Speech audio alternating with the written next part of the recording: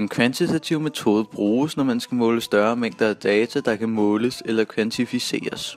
Man bruger den kvantitative metode, når man for eksempel tager mange målinger i et forsøg, eller når man sender et spørgeskema rundt til mange mennesker.